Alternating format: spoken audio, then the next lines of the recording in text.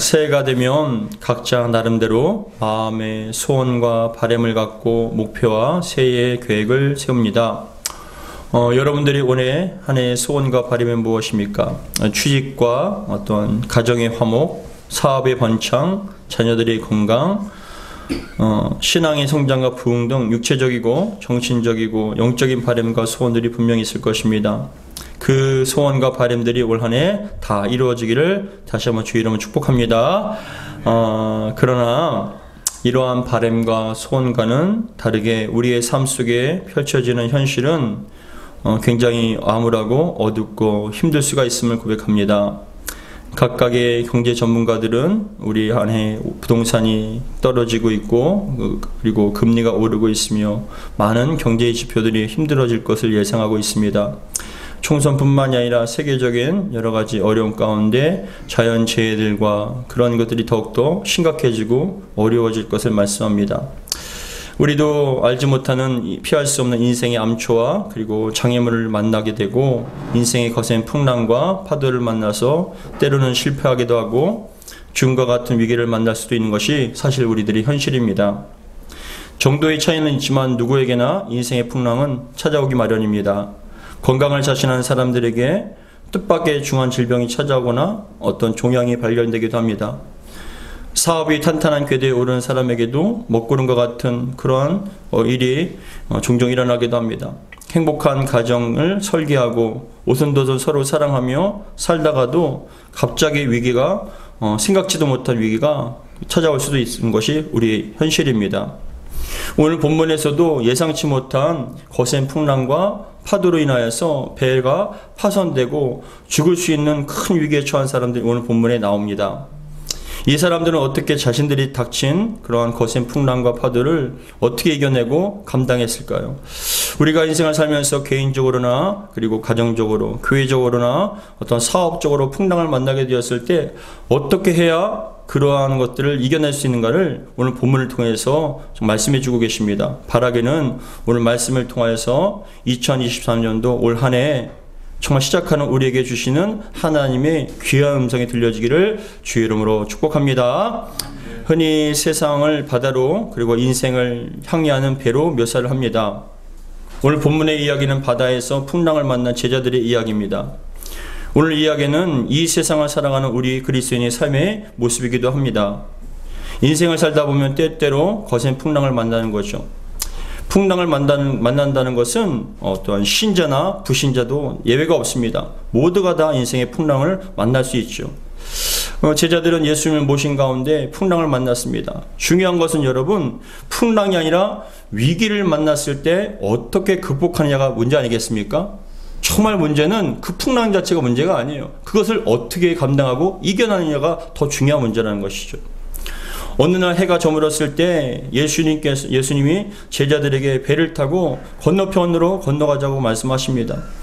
제자들은 아주 일상적인 여행으로 여겼습니다. 왜냐하면 너무나 자주 왕래하던 것이기 때문에 그래요. 갈릴리 호수는 그 제자들이 항상 지나던 그런 곳입니다. 일상적인 곳이에요. 그곳에서 태어나서 갈릴리 바다에서 살아왔던 어부 출신의 제자들이 4명이나 됩니다. 너무나 자주 왕래했던 것이기 때문에 그냥 평범하게 가는 것입니다. 어느 평범한 밤 호수와 다름없는 그런 늦게던 찰나에 그냥 아무 생각 없이 지나고 있는데 갑자기 거센 풍랑이 일어나기 시작하는 거예요.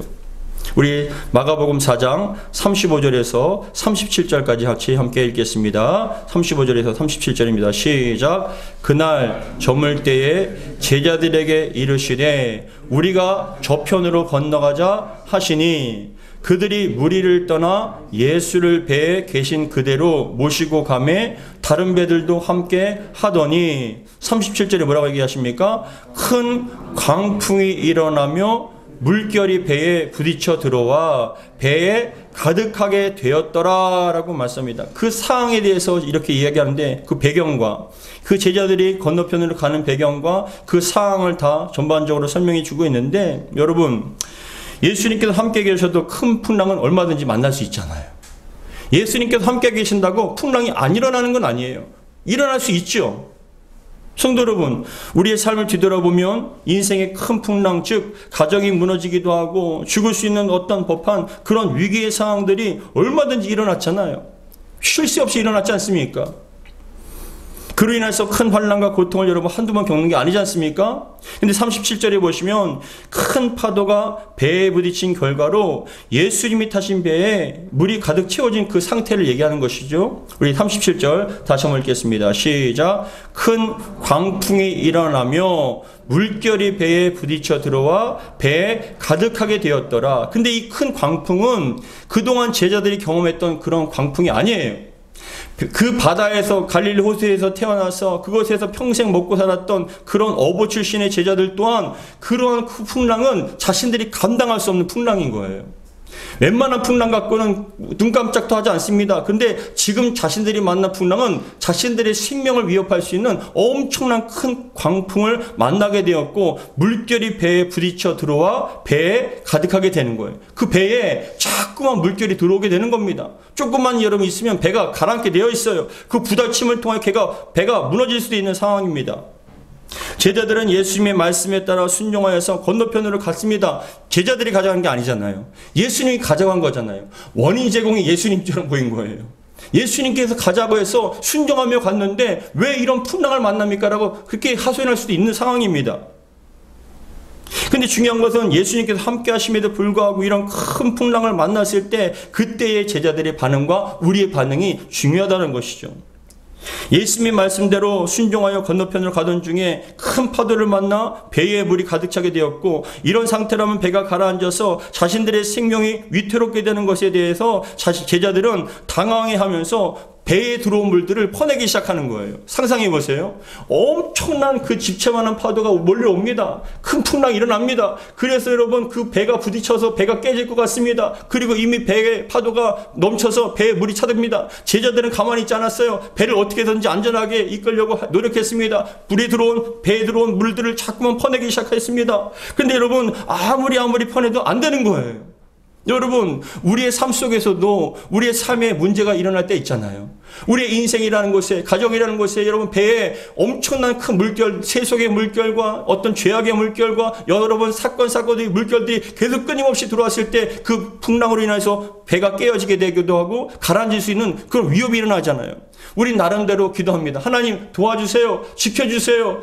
그렇게 열심히 제자들이 물을 퍼내는 것처럼 우리 또한 기도합니다. 근데 우리의 영역을 벗어날 일을 만날 때가 있잖아요. 그런데 여러분 그러한 상황 가운데 아무리 노력해도 배가 여러분 배에 들어오는 물을 막을 수가 없는 겁니다. 배가 다시 가라앉을 것 같은 상황입니다. 그래서 여러분 제자들이 점점점 화가 나기 시작하는 거예요. 분노가 일어나기 시작합니다. 결국은 예수님께 원망하기 시작합니다. 우리 38절 같이 읽겠습니다. 38절 시작. 예수께서 고물에서 베개를 베고 주무시더니 제자들이 깨우며 이르되 선생님이요 우리가 죽게 된 것을 돌보지 아니하시나이까 하니라고 얘기합니다. 예수께서는 그런 절대절명인 그러한 위기의 상황인데도 예수님께서는 뭐하고 계십니까? 고물에서 베개를 베고, 고물이라는 것은 배의 맨 앞이 아니라 맨 뒤에요. 배의 맨 뒤에서 고물에 여러분에서 베개를 베고 주무시는 거예요. 한가하게 주무실 때입니까? 지금 이렇게 죽을 수 있는 위기의 상황인데 어떻게 주무시고 계십니까? 라고 생각을 해서 제자들이 물을 여러분 밖으로 하다가 그 주무시는 예수님 보고 화가 나기 시작한 거예요. 그래서 뭐라고 얘기하냐면 38절에 제자들이 깨우며 이르되 선생님이요 우리가 죽게 된 것을 돌보지 아니하시나이까 하니라고 말씀합니다. 근데 이 38절에 헬라어 원문으로 직역하면 다음과 같습니다. 38절에 그러나 그는 고물에서 베개를 베고 주무시고 계셨다. 그래서 그들이 그를 깨운다. 그리고 그들이 그에게 말한다. 선생님이요 우리가 죽어가는 것을 당신은 염려하지 않으십니까? 이게 헬라어 원문에 직역을 한 거예요. 당신은 우리가 죽어가는 것을 염려하지 아니하십니까? 돌보지 않으십니까? 왜 염려하지 않습니까? 라고 얘기하는 거예요. 큰 풍랑을 만나 큰 파도가 일어나 위험하게 배에 치고 물이 계속 들어오는 위기의 상황 속에서 일촉즉발의 위기의 상황입니다. 죽음의 상황입니다. 그런데 제자들이 아무리 배에 들어온 물을 열심히 파내도 더욱더 심각해지는 거예요. 가만히 생각해보니까 화가 나잖아요. 누구 때문에 그런 거예요? 예수님 때문에. 근데 정작 예수님은 저쪽 배 뒤에서 베개를 베고 여러분 주무시니까 화가 나죠. 그래서 얘기합니다. 우리가 죽게 된 것을 당신은 염려하지도 않습니까? 돌보지도 않습니까? 여러분, 근데 참 중요한 것은 무엇이냐? 그렇게 얘기를 했을 때 이것이 어떤 말이냐? 선생님이 우리가 죽게 된 것을 돌보지 아니하시나이까라는 것은 좀 미화된 표현이에요. 원래 원문으로 따지면은 굉장히 원색적으로 강하게 비난하는 투예요. 이 헬라 원문을 보면은 이건 다음과 같습니다. 예수님, 지금 그렇게 편안하게 주무시고 계실 때입니까? 우리가 누구 때문에 이렇게 죽게 된 상황입니까? 도대체 왜 아무것도 하지 않으시고 우리를 도와주지 않으십니까? 라는 어떤 원색적이고 강하게 그렇게 비판을 하고 원망하고 소리를 지르는 거예요. 그러면서 깨우는 겁니다. 예수님을. 그런데 잠에서 깨어난 예수님께서는 상상치도 못할 그런 놀라운 일을 행하십니다. 39절 같이 읽겠습니다. 39절 시작. 예수께서 깨어 바람을 꾸짖으시며 바다들어 이르되 잠잠하라 고요하라 하시니 바람이 그치고 아주 잔잔하여지더라 라고 얘기합니다. 예수님께서 지금 뭐하고 계십니까? 상상치도 못한 행동을 하고 계시죠. 뭘 하십니까? 예수께서 깨어 바람을 꾸짖으시는 거예요. 바람을 꾸짖으신다고 여러분 됩니까?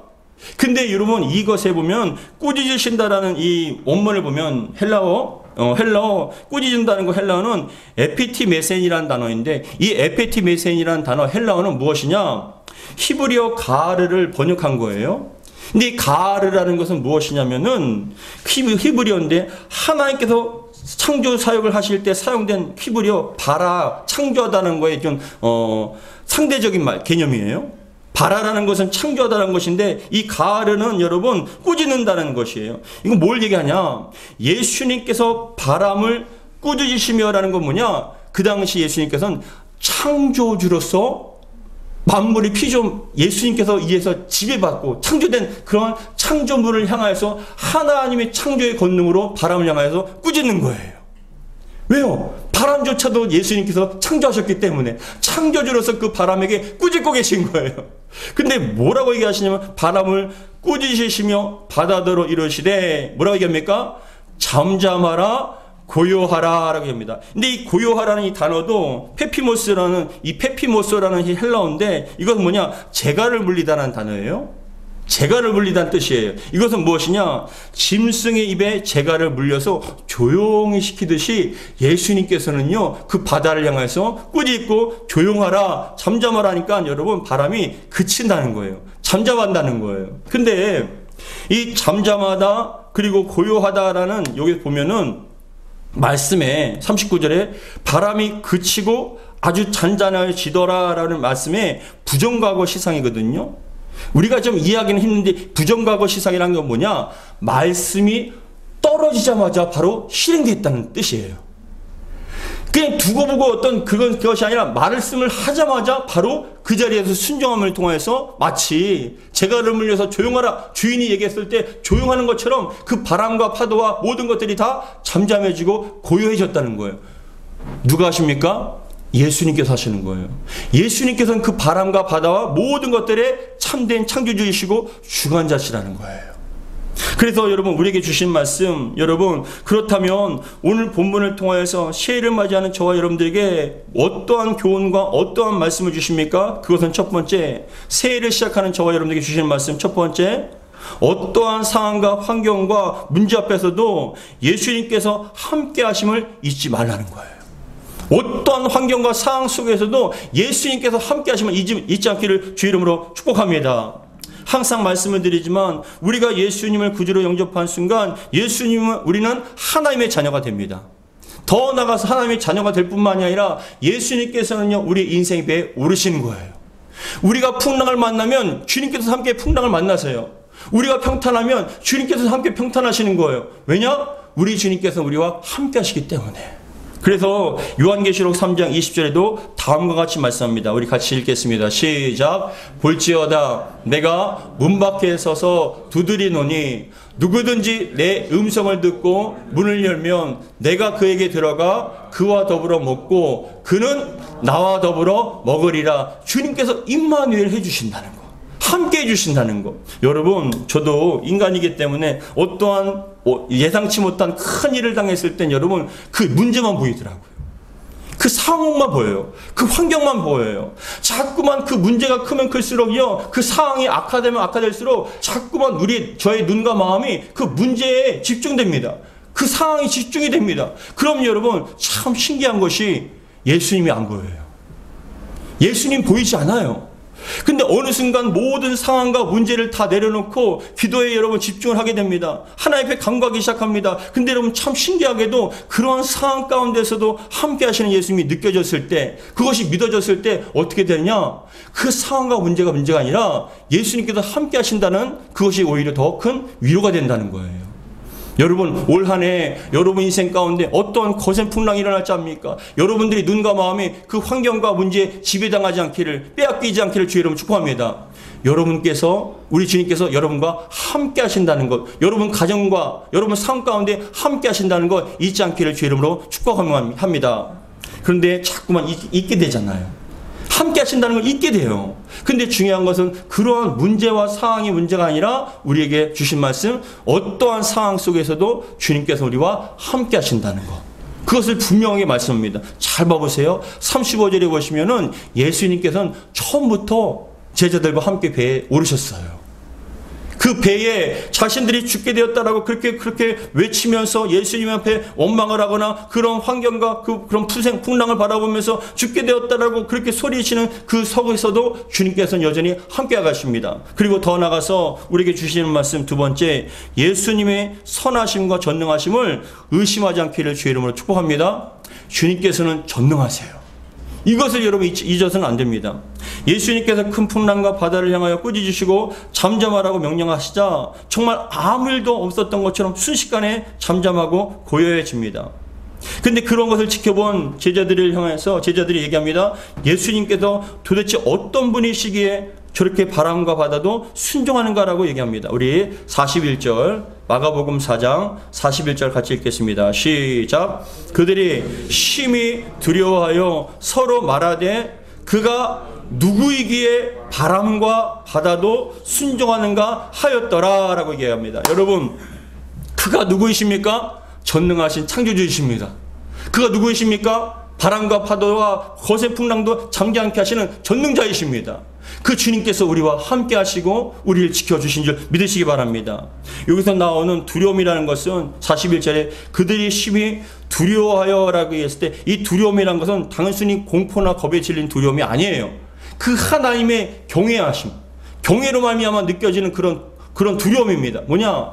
우리보다 좀 권세가 있고 힘이 있는 사람들 앞에 나아갈 때는 우리가 참 두렵고 떨리는 마음이 때로는 생길 때가 있잖아요. 그런 것처럼 이 제자들은 그 전능하신 예수님을 바라볼 때 두려움과 그런 경외감으로 인해서 두려움이 느끼게 된 것입니다. 성도 여러분, 우리에게 큰일이지 예수님께는 큰일이 아니에요. 창조주께는 큰일이 아니에요. 우리에게는 한계가 있지만 예수님께는, 하나님께는 한계가 없으시다는 것을 잊지 않게 바랍니다. 여러분, 하나님이 아들이 귀신 들려서 고침받는 그런 고침받기 위해서 아버지가 찾아왔어요. 근데 이 귀신 들린 아이를 둔 아버지가 예수님의 소문을 듣고 찾아왔는데 하필이면 그때 예수님께서 제자들과 3명의 제자와 함께 산에 오르셨습니다. 그런데 여러분, 남은 경우인 것은 9명의 제자밖에 없어요. 근데 왜 왔냐라고 물어보니까 그 아버지가 얘기합니다. 우리 아들이 귀신 들려서 밤낮 없이 이렇게 거품 물고 괴롭게 고생합니다 라고 얘기하니까 예수님의 제자들이 얘기합니다. 일로 데려오십시오. 우리가 고쳐드리겠습니다. 그래서 그 아들을 데리고 왔는데 그 제자들이 기도하자마자 어떤 현상이 벌어졌냐? 그 아들이, 여러분, 귀신 들린 아들이 거품 물면서 막 경기를 잃기 시작하는 거예요. 괴로워하기 시작하는 거예요. 근데 막 기도를 했는데도 안 낫는 거예요. 그러니까 아버지가 그것을 모습을 지켜보면, 아니 도대체 왜 기도를 해서, 왜 고쳐준다고 해서 이렇게 아들을 더 괴롭게 합니까? 라고 실갱이하고 있는 거예요. 근데 그러한 순간에 예수님께서 제자들과 함께, 3명의 제자와 함께 내려오십니다. 실갱이하는 모습을 보고 너희들 도대체 왜 이렇게 실갱이하냐? 라고 물어보니까 여차저차해서 예수님께 왔는데 예수님께서 안 계셔서 제자들에게 얘기하니까 제자들이 우리 아이를, 귀신 들린 아이를 고쳐준다고 해서 기도를 부탁했더니만, 아니 기도를 하는데 더 어려워졌습니다. 근데 하는 얘기가 뭐라고 얘기하냐면은 예수님께서도 할 수 있다면 제 아들한테 좀 고쳐주십시오라고 얘기를 하는 거예요. 마가복음 9장 22절 같이 읽겠습니다. 시작. 귀신이 그를 죽이려고 불과 물에 자주 던졌나이다. 그러나 무엇을 하실 수 있거든 우리를 불쌍히 여기사 도와 주옵소서. 뭐라고 얘기합니까? 무엇을 하실 수 있거든이라는 건 뭐냐? 불신앙임이 깔려 있는 거예요. 완전한 믿음이 아니라 무엇인 하실 수 있거든이라고 자꾸만 얘기하는 거예요. 여러분들에게 믿음이 있는지 믿으시기 바랍니다. 근데 그 믿음은 어떤 믿음입니까? 환경과 상황의 지배를 받는 믿음입니까? 아니면 그 상황과 환경을 지배하는 믿음입니까? 환경이 좀 좋아지고 상황이 좋아지면 믿음이 부릴 듯 일어나십니까? 근데 상황과 환경이 좀 안 좋아지면 어디 있는지 모르길 그 믿음이 쪼그라들어서 어디 있는지 찾지 못하십니까? 그건 여러분 참된 믿음이 아니라는 거예요. 올 한 해 여러분 믿음이 정말 크고 담대하게 성장하기를 주 이름으로 축복합니다. 근데 무엇을 하실 수 있거든 우리를 불쌍히 여기사 도와주옵소서. 무엇을 하실 수 있거든. 여러분 이 말씀을 마음에 새기세요. 여러분 주님 앞에 이렇게 고백하면 안 됩니다. 주님께서는요 그 불신앙을 싫어하세요. 완전한 믿음을 원하십니다. 예수님께서 하신 말씀이 마가복음 9장 23절입니다. 같이 읽겠습니다. 시작. 예수께서 이르시되 할 수 있거든이 무슨 말이냐? 믿는 자에게는 능히 하지 못할 일이 없느니라 하시니라. 할렐루야. 우리가 하라는 게 아니잖아요. 우리 주님을 믿으라는 거잖아요. 믿는 자에게는 하나님께서 역사하셔서 여러분 놀라운 일을 일으켜 주신다는 거예요. 우리의 능력으로 안 되잖아요. 그러나 주님께서는 여러분 주님을 믿는 하나님을 믿는 우리에게 믿음을 통해서 놀라운 역사를 일으켜 주신다는 거예요. 그렇기 때문에 뭐라고 얘기하십니까? 할 수 있거든이 무슨 말이냐? 믿는 자에게는 능히 하지 못할 일이 없느니라. 올 한 해 이 말씀이 여러분들이 삶 가운데 이루어지기를 주여 축복합니다. 주여 할 수 있거든이 아닙니다. 주님께서 능히 이루어 주실 줄 믿습니다. 이 거센 풍랑을 잔잔케 해주실 줄 믿습니다. 이 질병과 이 어려움과 위기와 상황들을 건지 이겨내게 하시고 감당하게 해주실 줄 믿습니다라는 그런 크고 담대한 믿음으로 여러분 나아가시기 바랍니다.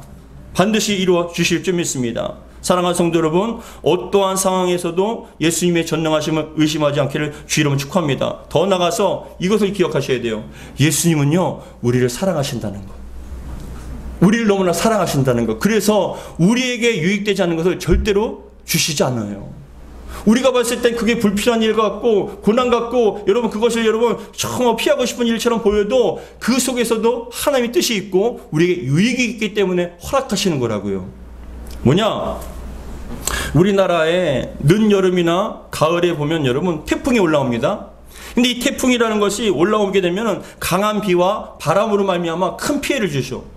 산이 무너지기도 하고 도시에는 물에 잠겨서 침수 피해를 받습니다. 이재민이 생겨요. 그로 말미암아서 많은 고통을 주게 됩니다. 농사를 짓는 분들은 가을이기 때문에 열매들이 이제 막 수확을 하려고 하는데 강한 바람과 비가 오게 되면은 열매가 무거워지기 때문에 다 떨어지게 되어 있어요. 그래서 태풍이라는 것은 오지 않았으면 좋겠다라는 그런 생각이 듭니다. 피해를 주는 것처럼 인식이 됩니다.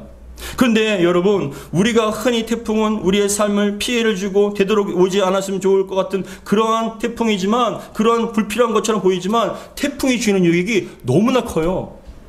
태풍이 우리에게 엄청난 유익을 줍니다. 무엇이냐면 그겁니다. 여러분 태풍이 주는 유익은 파도보다 거센 바람을 동반하는 태풍은 다음 봐보세요.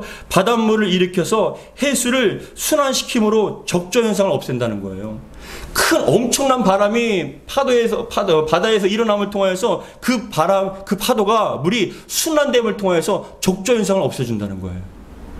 그리고 더 나가서 또한 바닷속에 산소를 공급해서 해조류와 어류가 풍성하게 한다는 거예요.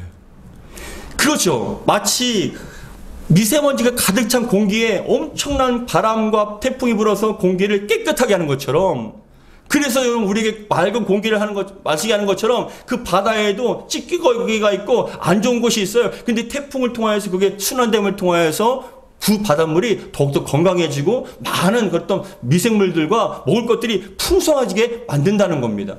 바다를 살리는 거예요. 바다가 살면 우리의 먹거리가 살게 된다는 거예요. 그런데 더 나가서 그리고 한편 해당 지역의 물 부족 현상을 일시적으로 그 많은 비로 말미암아서 물 부족 현상이 해결이 된다는 거예요. 바다도.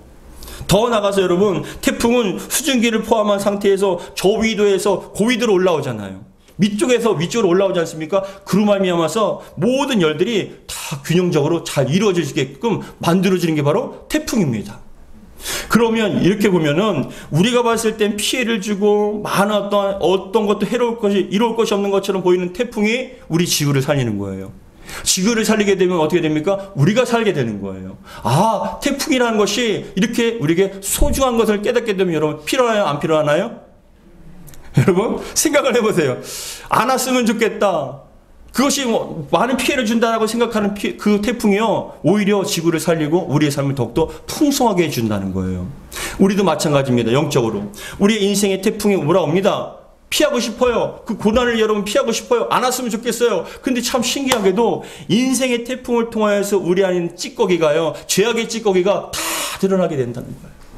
고통을 만나게 되면, 실패를 만나게 되면, 어려움을 만나게 되면 우리 안에 있던 모든 더러운 찌꺼기들과 옛사람들이 그대로 드러날 뿐만이 아니라 우리의 연약함을 인식하게 되어서 하나님을 더욱더 의지하게 되는 거예요. 아, 인생의 태풍이, 그 고난이 우리를 더욱더 성장하게 만드는구나. 우리의 신앙과 믿음을 더욱더 성숙하게 만드는구나. 우리를 더욱더 하나님의 품으로 나가게끔 만드는 거구나. 여러분, 이런 겁니까? 아니면 안 왔으면 좋겠습니까? 좋은 건가요? 나쁜 건가요? 여러분 그게 참 신기하죠?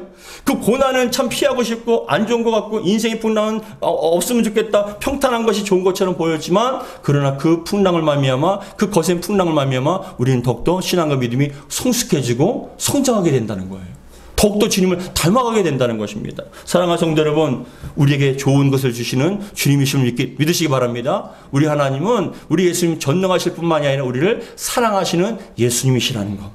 그래서 좋은 것을 주십니다. 더 나아가서 세 번째, 마지막으로 베드로전서 1장 6절에 보면 다음과 같이 얘기합니다. 같이 읽겠습니다. 시작. 그러므로 너희가 이제 여러 가지 시험으로 말미암아 잠깐 근심하게 되지 않을 수는 없지만 오히려 크게 기뻐하는 것. 왜 기뻐합니까? 그 시험을 통해서, 고난을 통해서 여러분들이 더욱더 주님을 닮아가기 때문에, 더욱더 주님을 의지하고 자신이 어떤 교만했던 마음들이 무너지고 겸손하게 되기 때문에 오히려 유익이라는 거예요. 아, 그렇게 보면은 하나님께서는 하나도 버릴 것 없이 우리에게 다 유익하기 위해서 선한 것을 주시는구나라고 우리는 감사하며 받아야 될 줄 믿습니다. 세 번째, 오늘 본문을 통해서 주시는 말씀, 세 번째, 어떠한 상황과 문제를 만나도 믿음을 잃어버리지 말라는 거예요. 믿음을 잃어버리지 말라. 우리 40절 같이 읽겠습니다. 마가복음 4장 40절입니다. 같이 읽겠습니다. 시작. 이에 제자들에게 이르되 어찌하여 이렇게 무서워하느냐? 너희가 어찌 믿음이 없느냐? 하시니라고 얘기합니다. 이 40절을 헬라어 원문으로 직역하면 다음과 같습니다. 그리고 그가 그들에게 말씀하셨다.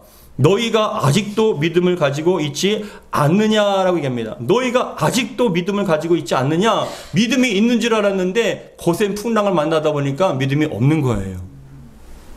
믿음을 소유한 줄 알았는데, 가지고 있는 줄 알았는데 그 거센 풍랑을 만나니까 어떻게 됩니까? 믿음이 알고 보니까 없었던 거예요.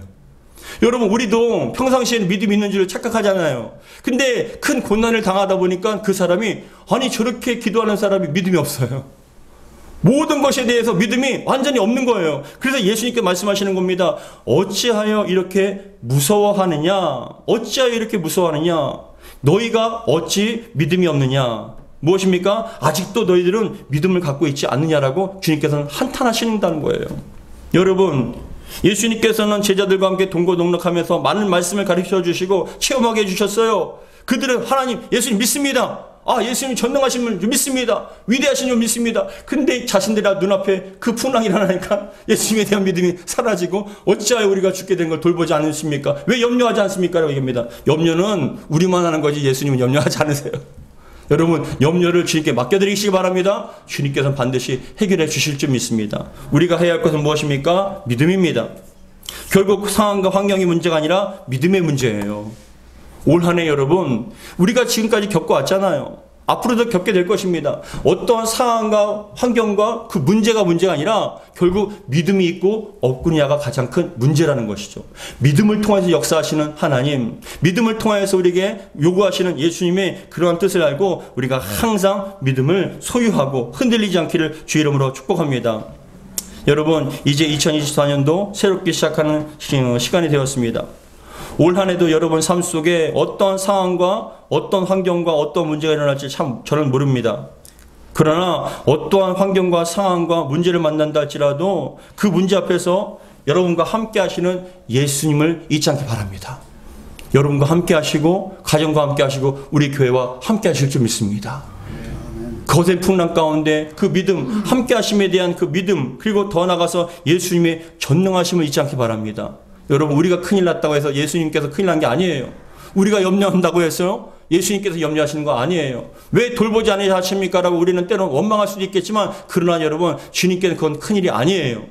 우리의 모든 염려를 주님께 맡기고 믿음으로 승리하는 저와 여러분 되기를 주의 이름으로 축복합니다. 어떠한 문제가 일어나고 어떠한 삶 속에 고난이 닥친다 할지라도 그것을 통해서 우리에게 유익을 주심을 고백하면서 주여 이것을 믿음으로 감당하게 도와주옵소서. 믿음으로 주님께 나아갑니다. 믿음을 드립니다. 주여 믿음 가운데 역사하여 주시옵소서라고 기도하는 저와 여러분 되기를 주의 이름으로 축복합니다. 기도하겠습니다. 하나님 아버지 감사드립니다. 올 한 해도 우리에게 주신 말씀, 이 말씀이 우리에게 능력되기 원합니다. 제자들은 거센 풍랑과 파도를 보며 그 잠에 주무시는 예수님을 향하여서 왜 우리를 돌보지 않습니까? 왜 우리를 염려하지 않습니까? 라고 원망하고 불평했습니다. 소리를 질렀습니다. 그러나 우리 예수님께서는 바람을 잠잠케 하시고 파도를 잠잠케 하셨습니다. 그 바다가 고요하고 잠잠해졌을 때 예수님께서 말씀하십니다. 어찌하여 너에게 믿음이 없느냐? 어찌하여 두려워하느냐고 말씀하십니다. 결국은 우리의 믿음의 문제인 줄 믿습니다. 주여 환경과 상황과 문제에 지배받는 믿음이 아니라 그 환경과 상황을 지배할 수 있는 믿음 되게 도와주옵소서. 더 크고 담대한 믿음 갖게 도와주시고 우리의 인생의 풍랑을 만났을 때, 태풍을 만났을 때 우리 안에 있는 모든 것들, 숨겨져 있던 것들, 가라앉았던 모든 찌꺼기와 같은 죄악의 찌꺼기들이 다 드러나게 하시고 온전히 회개함을 통하여 주님을 더욱더 닮아갈 수 있는 저희가 되게 도와주시옵소서. 우리 주 예수 그리스도로 기도하옵나이다. 아멘.